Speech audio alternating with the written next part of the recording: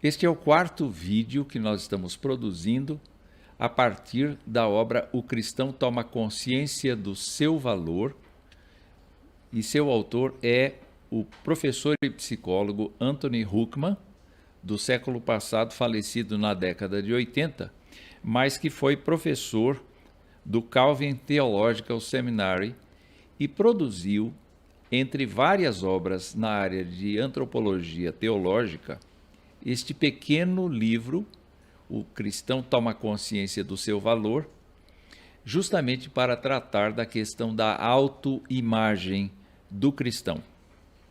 No vídeo anterior, nós tivemos a preocupação de mostrar que o crente, o cristão, deve ter uma autoimagem positiva e deve levar uma vida de alegria, de gratidão, em relação a tudo quanto Jesus Cristo fez por ele ao morrer vicariamente na cruz, no lugar dele, exatamente para propiciar o perdão dos pecados e a eliminação da culpa que recai sobre os seres humanos rebeldes a Deus.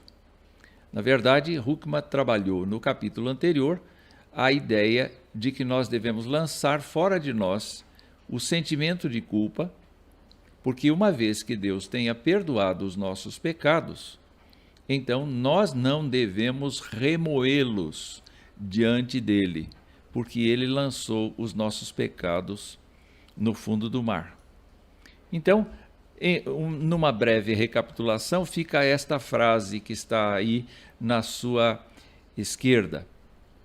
A confiante aceitação de nosso perdão, o júbilo de saber que Deus nos aceita e nos ama, apesar de nossas incapacidades e falhas, é o fundamento de uma autoimagem positiva.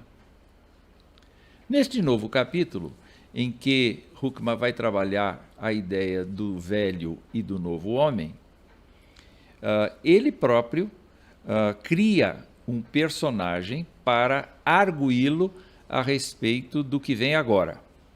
Alguém poderá perguntar: e a nossa natureza pecaminosa? Se nós temos que nos jubilar, se nós temos que ficar contentes pelo fato de que já estamos libertos do pecado e da morte, se não devemos nutrir nenhum sentimento de culpa, como é que fica a nossa natureza pecaminosa? Ela continua existindo ou não? E a nossa depravação? E por depravação, Huckman entende que este termo, ainda que esteja presente na Bíblia muitas vezes, é um termo aplicado exclusivamente à pessoa não regenerada, ou seja, a pessoa que ainda não experimentou crer, confessar a Jesus Cristo como seu Senhor e Salvador. Então, a depravação seria aplicada exclusivamente numa pessoa que ainda carece da graça de Deus para ser salva. Aquela pessoa regenerada, então, não seria vista por Huckman, nem pela Bíblia especialmente, como uma pessoa depravada, mas uma nova criatura. Então vem a outra pergunta do nosso inquiridor.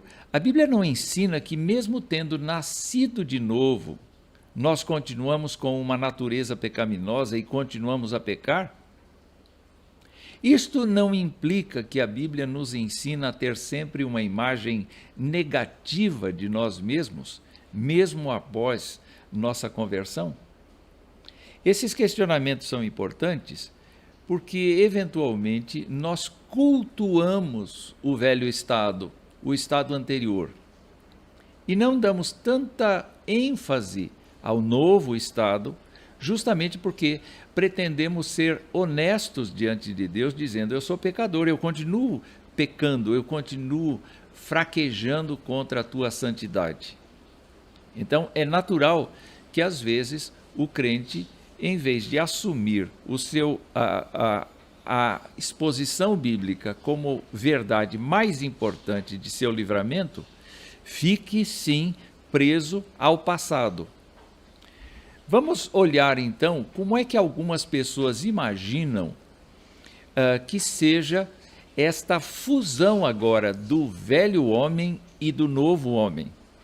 Segundo algumas opiniões, Huckman percebe isto, talvez as pessoas tenham a impressão de que quando a Bíblia fala da implantação de uma nova natureza na vida do ser humano, uma natureza remida, a natureza de Jesus Cristo, então ficaria metade regenerado e convertido pela graça de Deus, de um lado, o novo homem, a nova criatura em Cristo, mas também o velho homem, por natureza rebelde e pecador, que ainda persiste e insiste em permanecer na vida do cristão. Então, eu fiz aí esta gravura exatamente para que você perceba que velho e novo homem, segundo esta interpretação, conviveriam de maneira que ou nós agradaríamos um ou nós agradaríamos o outro lado.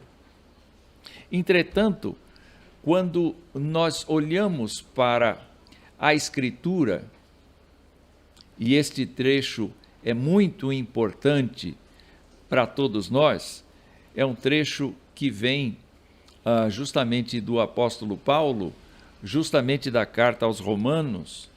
Há muita coisa escrita aqui e nós vamos dar ênfase a alguns aspectos. Por exemplo, Huckman destaca o fato de que nós fomos batizados em Cristo Jesus e fomos batizados na sua morte. O processo de conversão de uma pessoa não passa apenas pela regeneração desta pessoa, a preparação dela para crer com a ajuda de Deus na salvação que Cristo realizou. Mas o apóstolo Paulo diz que há uma união mística da morte de Cristo com a morte de cada natureza velha, ou da natureza velha de cada crente,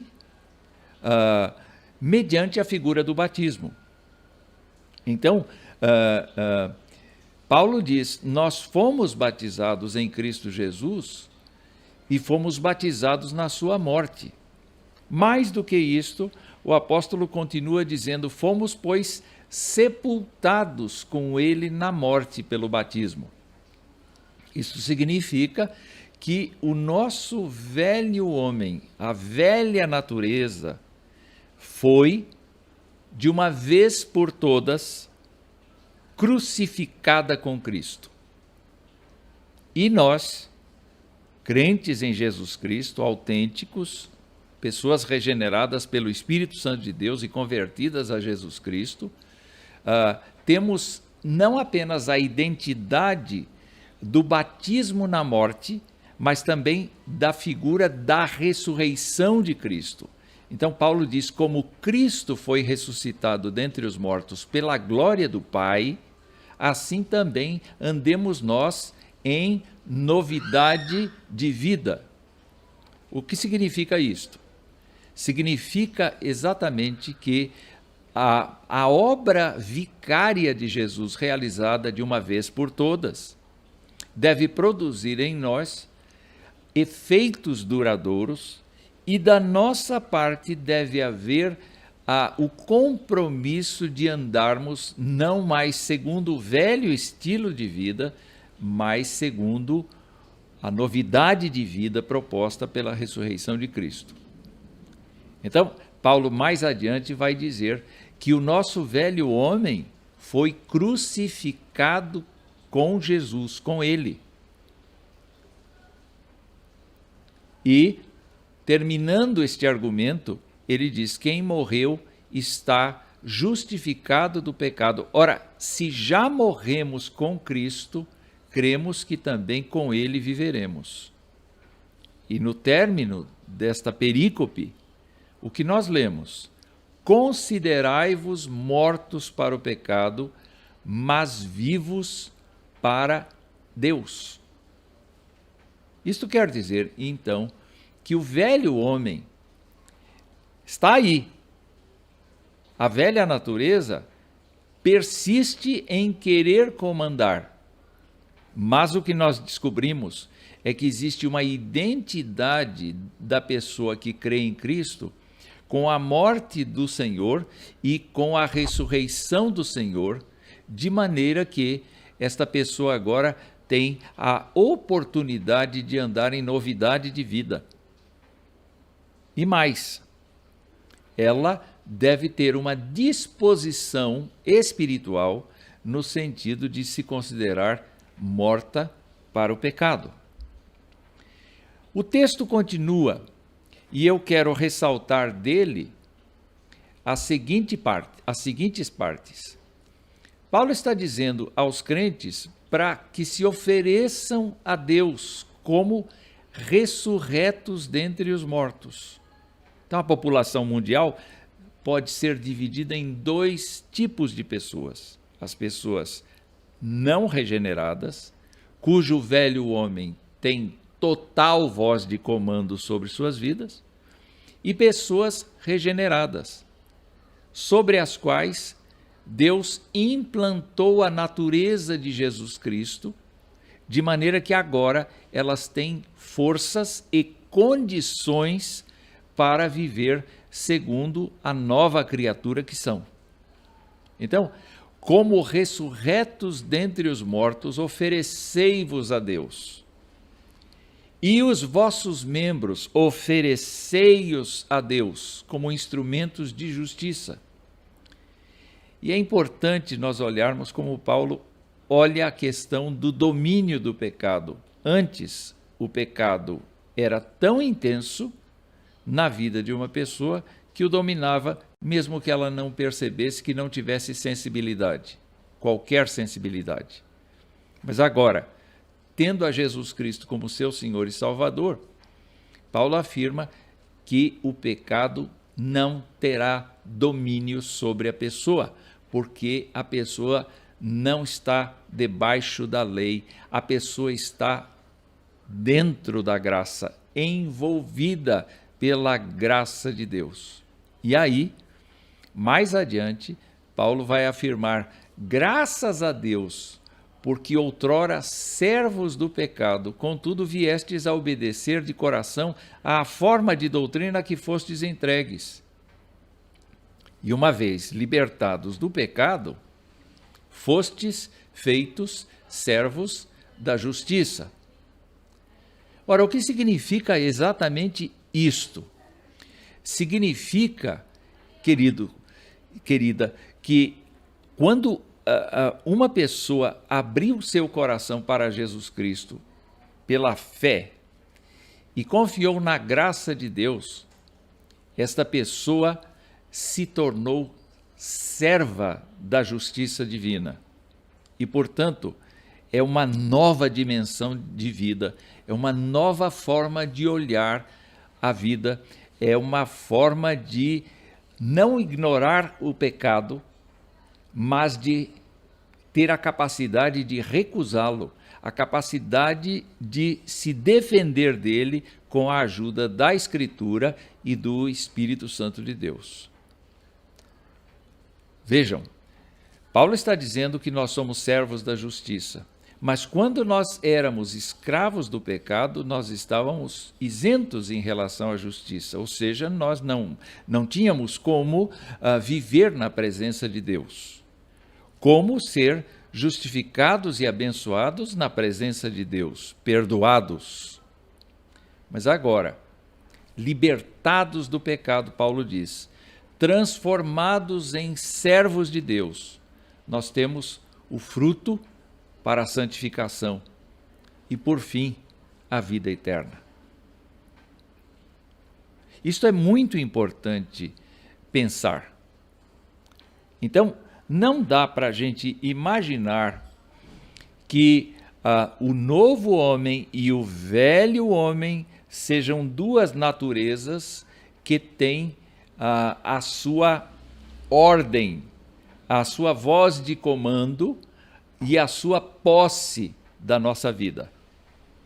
Nós não podemos aceitar a ideia de que nós somos metade novo homem e metade velho homem.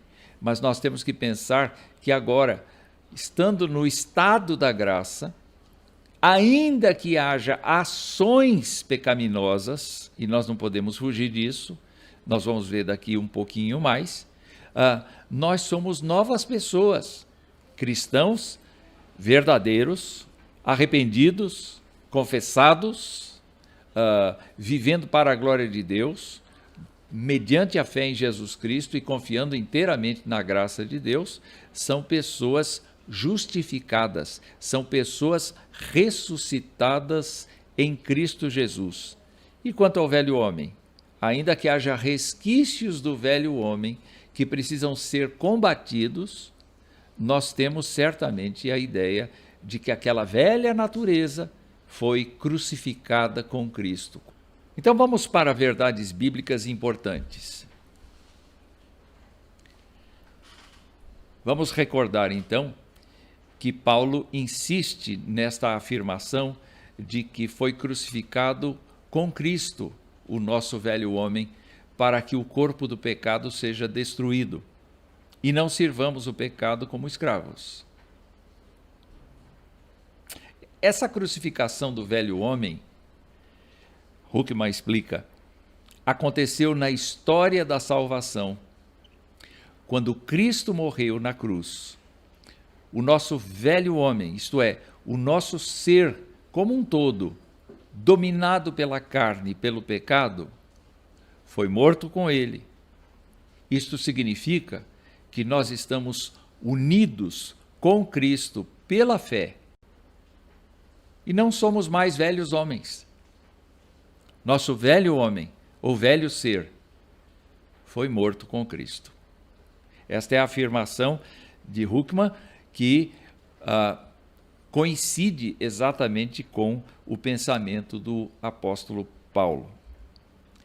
A segunda verdade bíblica importante registrada neste capítulo é que já tomamos posse daquilo que aconteceu quando Cristo foi crucificado. Paulo, escrevendo aos Efésios, comenta, no sentido de que, quanto ao trato passado, vos despojeis do velho homem que se corrompe segundo as concupiscências do engano, e vos renoveis no espírito do vosso entendimento, e vos revistais do novo homem, criado segundo Deus, em justiça e retidão procedentes da verdade. O que é que está dito aí? O apóstolo está mostrando que nós, ainda que convivamos com a velha natureza imperfeita, incompleta, rebelde diante de Deus, nós temos sim o compromisso do despojamento dessas coisas que fazem parte da velha natureza. Porque a velha natureza está morrendo em nós, mediante o processo de nos entregarmos a Deus em santificação. Então, diante desta condição, Paulo diz, nada pode ficar vazio. Se nós estamos nos despojando do velho homem, nós temos então que nos revestir do homem criado segundo Deus. Ou seja, nós temos que nos revestir da imagem de Jesus Cristo, que é uma autoimagem absolutamente positiva. Nós precisamos entender que a nossa vida consiste exatamente no processo de abrirmos mão dos resquícios daquela velha natureza e nos apropriarmos exatamente da nova natureza na sua plenitude. Então é por isso que, falando aos Colossenses, Paulo vai falar contra a mentira, dando conselhos aos crentes colossenses, e ele diz assim, não mintais uns aos outros, uma vez que vos despistes do velho homem com seus feitos, e vos revestistes do novo homem que se refaz para o pleno conhecimento, segundo a imagem daquele que o criou. Vocês podem perceber que já é um fato para o apóstolo Paulo que os crentes colossenses depois de aceitarem a Jesus Cristo como seu Senhor e Salvador, já se despiram do velho homem. Não estão mais vestidos com ele. Estão, sim, revestidos do novo homem, de nova natureza. E quando estão vivendo assim, desta maneira, então estão se encaminhando para serem conformes à imagem daquele que os criou. Falando aos Romanos, Paulo diz assim: todos os que são guiados pelo Espírito de Deus são filhos de Deus. E ele continua: porque não recebestes o espírito de escravidão para viverdes outra vez atemorizados, mas recebestes o espírito de adoção, baseados no qual clamamos: Abba, Pai. O próprio Espírito testifica com o nosso espírito que somos filhos de Deus. Então, Rockman explica que novo homem significa necessariamente a pessoa como um todo, e não uma parte dela, mas como um todo, guiada pelo Espírito Santo de Deus. Não podemos dividir o ser humano entre velho homem e novo homem, mas temos que admitir o fato de que a nova natureza deve assimilar todas as áreas do ser do crente, e ele precisa, sim, esforçar-se no processo de santidade, de santificação, para eliminar os resquícios existentes do novo homem, do velho homem, digo. Isso não acaba. Só acaba quando a gente falece. Nenhum ser humano chegou a eliminar todos os seus pecados em vida. O próprio apóstolo Paulo reconhece isto, que ele prossegue para o prêmio da soberana vocação em Cristo. Não que ele já tenha alcançado aquilo que Cristo pode e fará nele.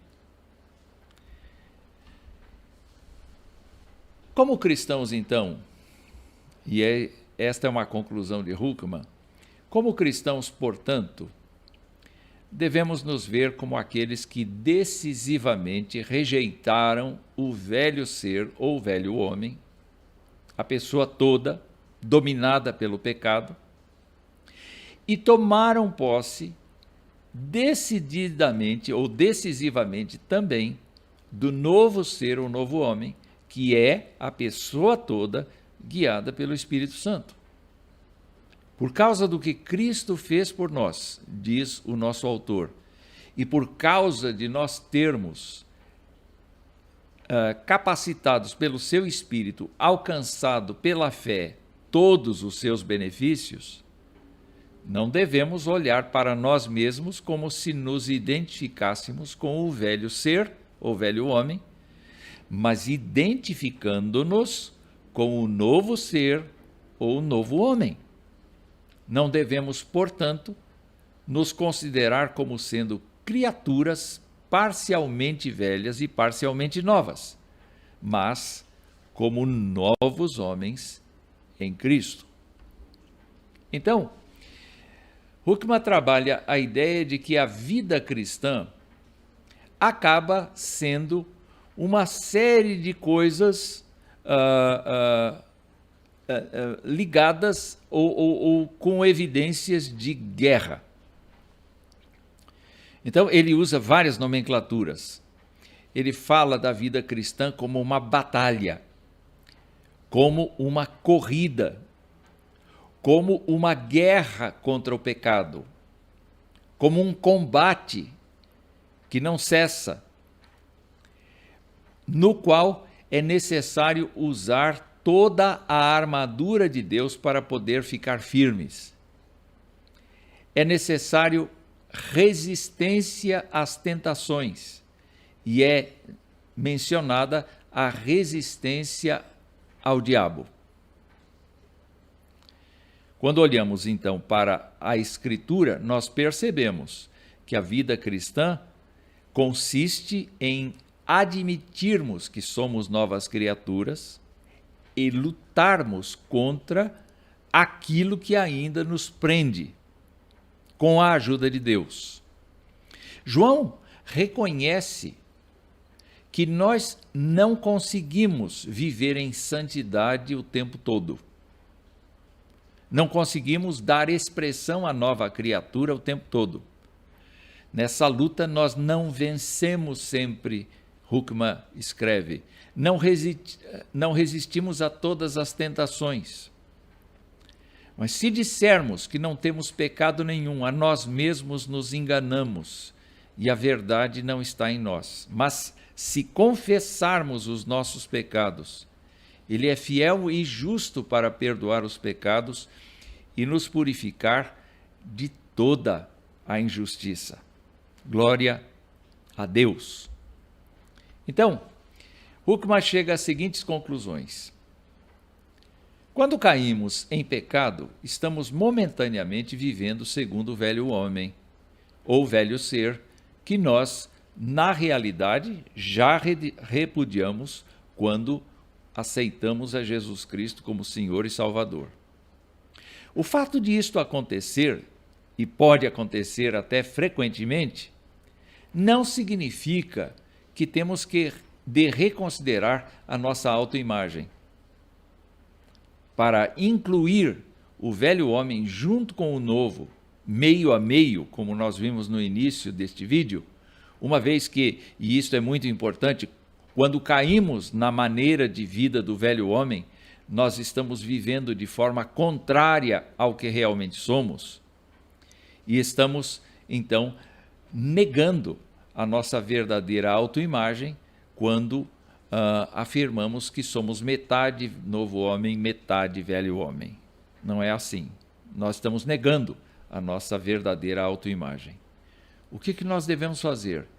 Devemos considerar-nos novas pessoas em Cristo, que já deram as costas para o velho ser de uma vez por todas e que se recusam, então, a ser identificadas com Ele. Esse é o nosso combate. É o combate de vivermos para Deus, como servos da justiça, nos apropriando do fato de que fomos batizados na morte de Cristo e fomos ressuscitados juntamente com Cristo e assentados nos altos lugares, nos lugares celestiais, como diz Efésios no capítulo 2.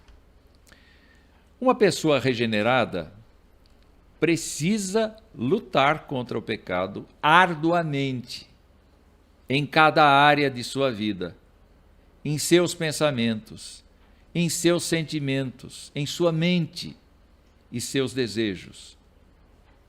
Precisa enfrentar a carne e combater o pecado que há no seu interior.